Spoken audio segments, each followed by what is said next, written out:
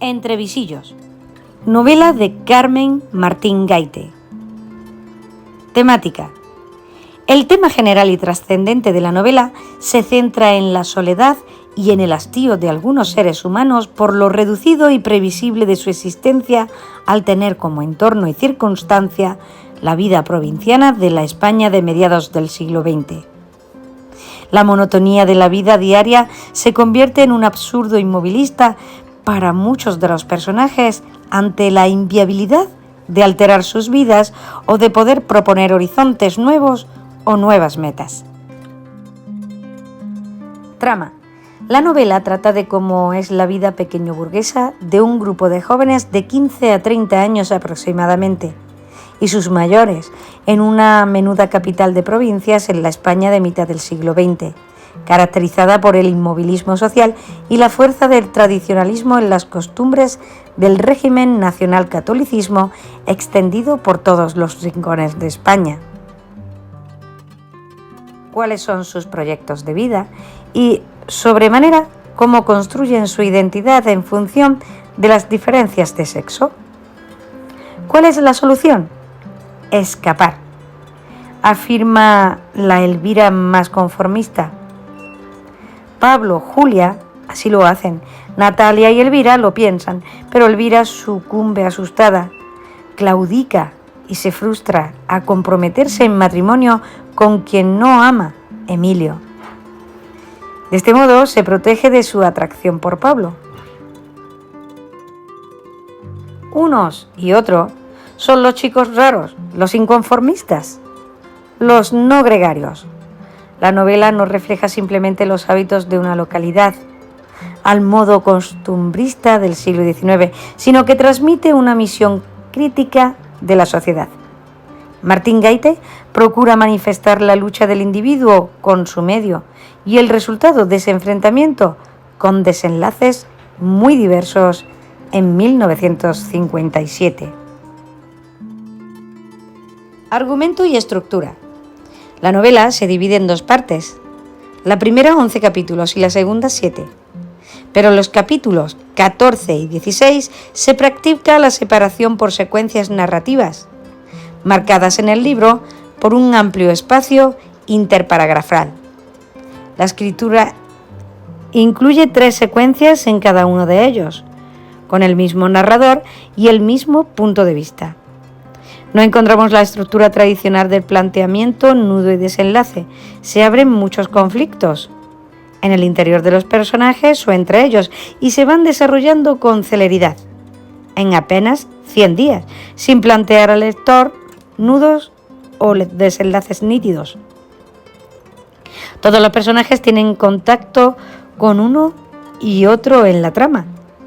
No hay historias dispersas, paralelas o desilvanadas. El choque dialéctico se mueve. La acción profunda de la novela es el conflicto entre la interioridad solitaria y la exterioridad gregaria. Se resuelve como un contraste entre la realidad, la libertad y la coalición o imposición de la sociedad represiva. El conflicto en la obra plantea la dualidad dialógica entre el ámbito de la intimidad y el de la exterioridad. Choque dialéctico de lo narrado.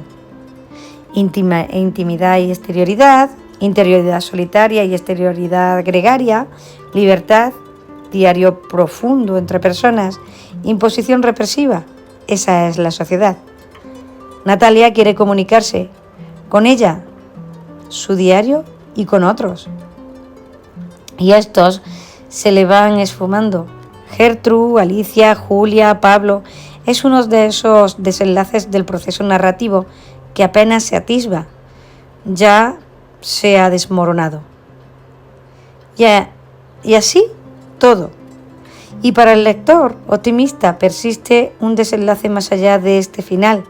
Natalia quiere estudiar ciencias naturales y quiere salir de su pequeña ciudad. Coincidencia biográfica con la escritora. La novela comienza con un diario íntimo de una adolescente, Natalia, que narra, con cierto estupor, que su amiga más estrecha, Gertrude, abandona el instituto en el último curso de bachillerato porque su novio, 10 años mayor y un buen partido, no aprueba que ella estudie. Al no pensar de esa manera, ni imponer ni atacar, en pocas páginas apreciamos que la autora de ese diario es una chica rara. La novela se encierra con las lágrimas de Tali, ahora en tercera persona como narrador omnisciente, desconsolada por dos motivos. En la fiesta de pedida de mano de Gertrude, a la que Tali asiste disfrazado, ha observado que los libros han desaparecido de su repisa. Gertrude se ha integrado en el mundo regido por el varón, donde imperan la sumisión y el protagonismo de los valores materialistas. El imposible amado que le ha abierto los ojos y la ha instalado a luchar por estudiar en la universidad fuera de su ciudad y de su casa. Se le escapa y probablemente no volverá. La escena última de la novela contiene un doble final. En el mismo tren van a viajar Julia, la hermana de Gertrude, que se libera, y Pablo, el profesor amigo, que huye. Natalia se queda de nuevo sola y ha de desvelarse y valerse sola también. Referencias en el título. La expresión entre visillos es una referencia al mundo doméstico. Un visillo es una cortina pequeña que se coloca en la pared interior de los cristales de las ventanas para resguardarse del sol o impedir la vista desde fuera. Con visillos se deja constancia de un entramado menudo que para muchas mujeres acaba siendo una red de la que no pueden zafarse. La ventana a la que alude es parangonable con la reja en una prisión, un mundo de cadenas, pautado y reducido cada dentro. Viene a referirse a la gente, especialmente a la mujer que observa sin ser vista, porque esa gente vive dentro de la casa y husmea la vida de fuera, la vida más expuesta a lo incierto. He ahí la confidencia de Tali y Gertrude. La veían salir levantando el visillo, miraban la calleja por donde Josefina, la hermana de Gertrude, se iba a juntar con el novio prohibido. En realidad, al estar en casa oculta en una ventana, tapada por un visillo o cortina a través del cual ve o enjuicia, no es un lugar protegido ni privilegiado, como lo era en la época de Madame Bovary, sino que reduce a la mujer a un puesto pasivo, receloso y secundario.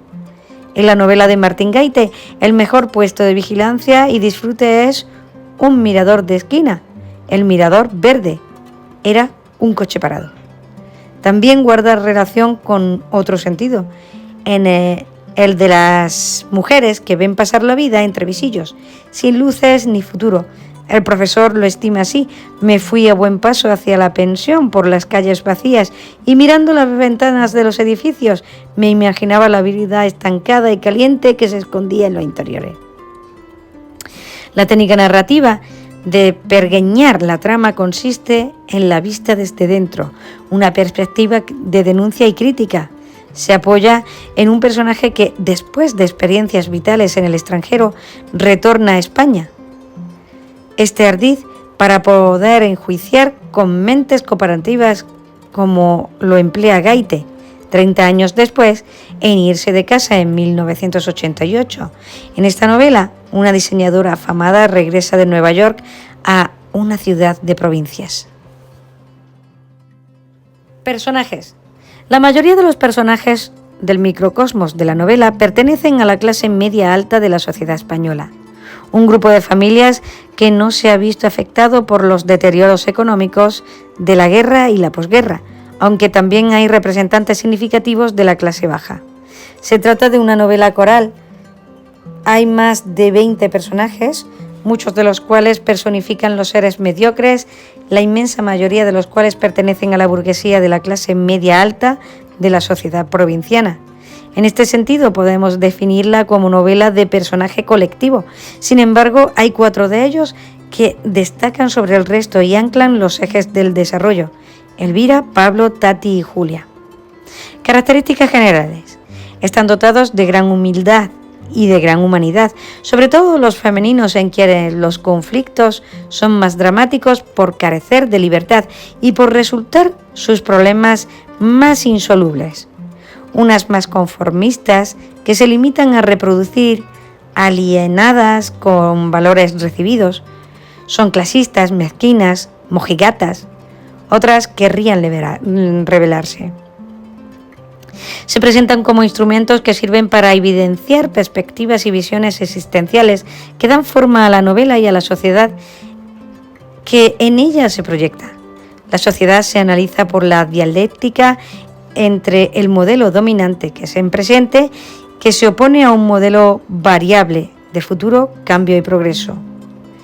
Los inconformistas y relativamente rebeldes con el convencionalismo conservador y retrógrado son los chicos raros, Pedro, Tali y la última, Julia, Rosa y la primera, Elvira. A Tali no le agradaban las conversaciones de sus hermanas y de sus amigas, casaderas, sobre candidatos a novios, cotilleos, filtreos en el casino. A ella le gusta leer, pintar, ir en bicicleta, disfrutar de la libertad y la naturaleza. Para sus hermanas es una salvaje, una molesta. El modelo patriarcal de la familia no solo está representado por el padre de las tres hermanas, Mercedes, Julia y Natalia, sino que también es defendido por la tía Concha y por Mercedes. La mujer sufre doblegada, por ello Miguel, el novio de Julia, quiere espabilar. Tienes 27 años, Julia, tienes que comprender que no te va a pasar la vida atada a los permisos para cosas que son importantes para nosotros. Casos de mezcla social. La diferencia de clase también salpican a las relaciones de los personajes. La tía Concha manda a la criada Candela que trae a Elvira con decoro y desista de tutearla. Alicia San Pelayo es la compañera de clase del instituto que suple el hueco dejado por Gertrude y Tali. Su humilde casa, peluquería, contrasta con la residencia de los Ruiz, con servicio doméstico incluido. Alicia quiere ser maestra, pero es consciente de sus dificultades y sabe que perderá la relación con Tali por pertenecer a mundos sociales distintos. La mezcla de clases es crucial en el deterioro tradicional que se reprocha a los avances de los tiempos en la ciudad anclada en el supuesto pasado glorioso. Hay dos ambientes en los que la mezcla es denunciado por los personajes más reaccionarios. El instituto donde va a estudiar la clase pobre, la que no puede pagar el colegio privado de las monjas, Elvira y Tali son las dos excepciones. Una de las causas de rechazo del instituto se fundamenta en que la moral es laxa. En el casino, muchas chicas de extracción humilde comparten espacio con las burguesitas de familias de bien. Y eso no es del gusto de la sociedad conservadora. Con todo, al ser el casino un espacio de relaciones, se evidencia la intensa vigilancia-control social al que todo individuo se ve sometido en la sociedad envolvente y atosigante de la novela. Voces del narrador. En la novela hay tres voces narrativas, que vienen a ser tres modos de afrontar el relato.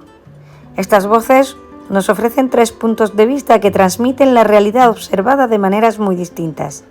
1. El diario escrito de Tali, un adolescente en primera persona. 2. El relato de Pablo Klein, un profesor en primera persona, meditaciones y confesiones, sin interlocutor más allá del lector. Estos dos primeros narradores son internos, narrador protagonista y narrador testigo. 3.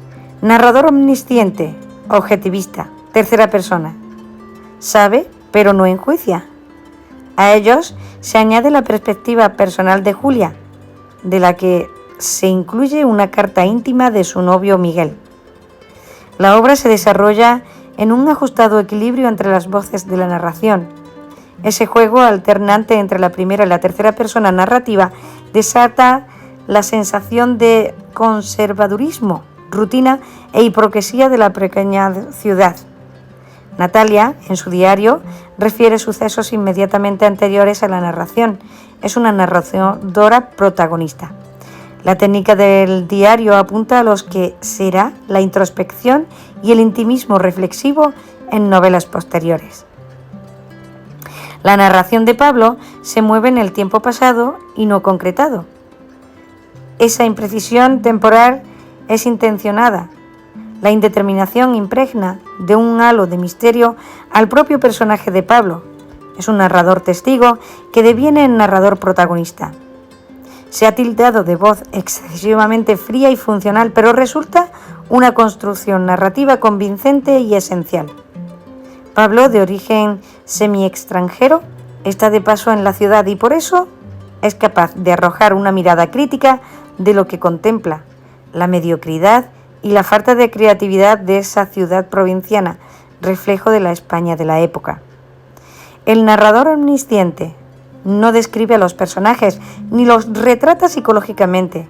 Los personajes son conocidos por la información que brindan los otros personajes y por sus diálogos. Así, conocemos el aspecto físico y lo que ellos intuyen a través de sus sensaciones sobre los demás personajes. Es un narrador omnisciente moderno que informa de modo objetivista, pero sabe más que nosotros, lectores. La narración en tercera persona viene a desempeñar dos funciones. Una especie de prolongación de las percepciones de los personajes, aludiendo al narrador los juicios de valor o la interpretación psicológica. Se queda solo en sensaciones. 2. Una voz más distante y neutral, que recoge el sentido colectivo de los sucesos del narrador. Y así contrasta con la voz de los protagonistas en primera persona, que es mucho más intensa. Tali y Pablo vierten sensaciones muy personificadas, subjetivas de la ciudad, de los personajes y de los actos que les afectan directamente en sus vidas. De ahí una descripción de Tali en el barrio El Chico, en cuyas calles se pierde con su hermana Julia. Eran las calles muy solitarias con faroles altos, las casas de cemento de un piso o dos, sin tiendas. Con la alternancia entre la narración en tercera persona y primera persona, se logra también la doble percepción de uno mismo hecho. Así ocurre en un lance entre Gertrude y Ángel. Se destaca el paternalismo autoritario del novio, que se molesta por haberle entregado ella un bocadillo en medio de su petulante círculo. 1. Los novios discuten. 2. Dos amigos de Ángel conjeturan sobre los enamorados. El diario de Tali está metida sobre la posible felicidad de la pareja Ángel-Gertrude, añadiendo otro punto de vista, por lo que cuenta que ha ido Petrita López, que él es un pinta y en su casa ha oído decir que cuando va a Madrid vive con una señora extranjera, del que dirán que pasa al dicen que dicen. En definitiva, las paredes oyen y ven y hablan. Todo en la pequeña ciudad se sabe y se comenta, y en cierto modo se controla. Posibles preguntas del examen entre visillos para selectividad. 1. ¿Qué información se nos da de Natalia, de Julia y de Mercedes? De Natalia se nos cuenta al final del primer capítulo que es una joven adolescente de 16 años. Es una chica diferente, no quiere realizar su puesta de largo y cuya pasión es escribir en su diario, donde relata todos los hechos que suceden a su alrededor. Es tímida, callada y un tanto solitaria, conocida como Tali por sus dos hermanas. De Julia sabemos que es hermana mayor de Natalia y que tiene un novio en Madrid, Miguel, al cual apenas ve y con el que entraña una relación epistolar. Es muy sentimental y decidida. De Mercedes podemos averiguar escasa información, pues lo único que sabemos es que es la hermana mayor de Natalia y de Julia y parece que no se lleva muy bien con Natalia, o por lo menos no considera su propia actitud. De las tres sabemos que son hermanas huérfanas de madre, la cual murió en el parto de Natalia. Estas se llevan muchos años de edad. Segunda pregunta. ¿Qué se comenta sobre las chicas que acuden esos días al casino? Cuando hablan del casino critican que en él hay demasiadas niñas y muchas de ellas de fuera, pero sobre todo las nuevas que vienen pegando, no te dejan un chico. aparcando a todos los hombres. 3. ¿Cómo aparecen descritas las dos chicas que viajan en el tren? Comienza describiendo físicamente a las dos chicas, una vestida de rosa, con medias, y la otra vestida de rayas, con un escote muy pronunciado, las uñas de color escarlata y sandalias de tiras. Más tarde habla de su conversación, lo que nos da información de la clase social a la que pertenece cada una, siendo la de rayas de la clase preferente y la otra joven de rosa la segunda. Se conocieron en el tren, pero parecían amigas de antes. La de rosa conocía muy bien el pueblo y estaba dispuesta a enseñárselo. 5. En el tercer capítulo se reseñan dos tipos de mujeres, una encarnada en la chica de Madrid y la otra la que forma el retrato que muestra Ángel a Manolo Torres. ¿Qué se valora en cada una de ellas? Podemos decir que de la chica de Madrid se valora su capacidad de adaptación en un lugar desconocido para ella, su don de gentes y también su estilo, clase y belleza. Esta se llama Marisol, un nombre moderno, y sabe perfectamente cómo desenvolverse y divertirse. También podemos decir que no es una mujer muy culta y que es un tanto racista. No siente absoluto respeto por los hispanoamericanos. De la otra chica que forma el retrato, Gertrude, podemos decir que es una mujer más humilde e ingenua. Se valora también su habilidad social y que, a pesar de ser tan joven, se va a casar. 6. En este apartado se alude a una fecha del calendario. ¿Te parece que ha sido elegida de manera fortuita? No. En la historia se habla de la época del verano, donde los pueblos se llenan de gente que escapa de su continua rutina para adentrarse en una esfera de nuevas aventuras y nuevos sucesos para dar más pie a contar una historia de interés, que no se remita a la cotidianidad de las vidas de los personajes en otra época del año. En concreto, ha elegido la fecha del 17 de julio, el golpe militar que ha dado inicio a la guerra civil. Se produce el 18 de julio.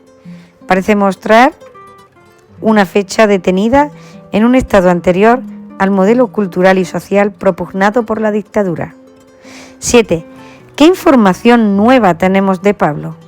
De Pablo sabíamos anteriormente que era un hombre que venía a impartir clases en el instituto.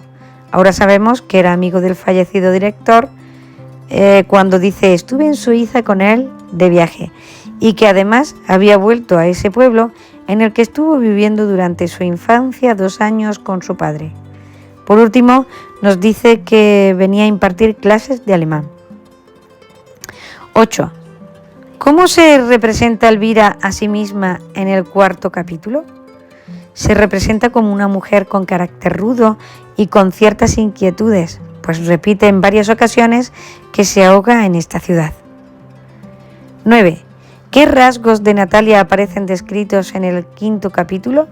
¿Se comporta como las demás chicas que aparecen en él? Aparece Natalia como una joven tímida, vergonzosa. Se habla de que no mira a los ojos, agacha la cabeza y no se atreve a bailar. Además, un tanto antisocial, que prefiere irse a casa en lugar de disfrutar con sus amigos. Se comporta de manera muy distinta a las demás chicas. Estas son un tanto descaradas. Les gusta el baile y aprovechan cualquier oportunidad para hablar con los chicos de ahí, mientras que ella huye de Manolo Torre cuando éste trata de seducirla. 10.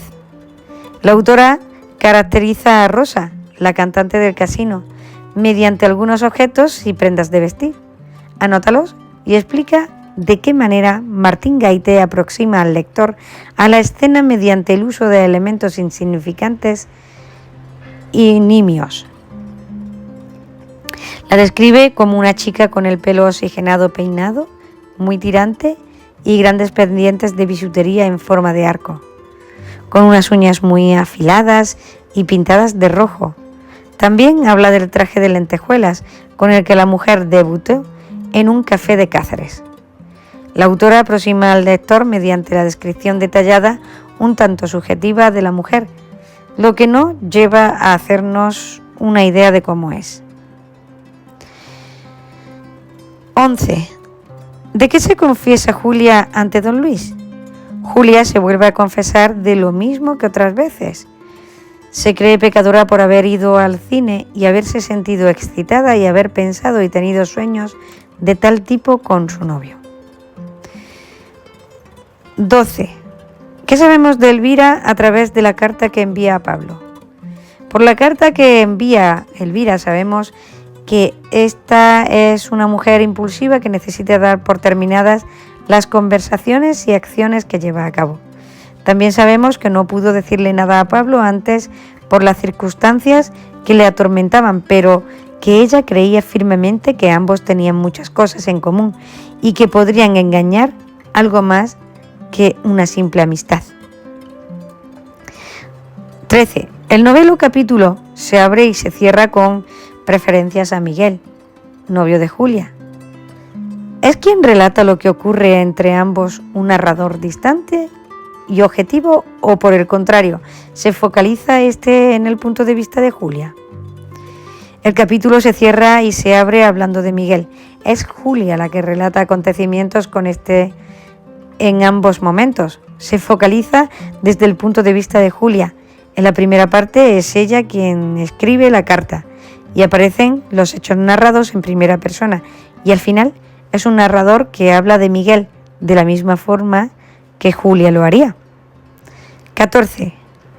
¿Te parecen fortuitas las referencias al tren que se hacen en el 10º capítulo? Casi en la mitad de la novela, teniendo en cuenta que ésta se abre y cierra en una estación de ferrocarril. ¿Te parece que la estructura de la novela es fortuita o fruto de una voluntad de equilibrar y cohesionar sus partes? Parece que para la autora el tren es importante en esta obra, como si estableciera una equivalencia entre la vida del ser humano y un tren, que tiene un punto de partida y otro de llegada, y entre ambos se suceden una serie de paisajes y acontecimientos que conforman la existencia humana equiparada a un viaje. Carmen Martín Gaite ha querido que nosotros entendamos esta semejanza como un reflejo de la vida de las personas, que funciona con un viaje en un tren. 15. Describe qué tipo de jóvenes acuden a la fiesta de Johnny. A la fiesta acuden los amigos de su hermana Teresa, que van a pasarlo bien. También van los amigos de Johnny, que son hombres decididos y que van a la fiesta a buscar a pasarlo bien con las mujeres de allí. Critican a aquellas mujeres que buscan únicamente el matrimonio porque ellos van por otro camino diferente. Se podría decir que también son un poco machistas y retrógrados. 16. ¿Crees que la cita de Tagore es fortuita o aporta algún significado a los diferentes momentos en los que encontramos a los personajes de esta novela llorando? La cita de este autor al comienzo del capítulo aporta mucho significado a los diferentes momentos en los que encontramos a los personajes llorando. Cuando Julia llora porque Miguel no lo comprende, su manera de actuar, pero esto a su vez impide que ella sea consciente de que tal vez su novio también tenga problemas y considere que Julia no llega a comprenderlo.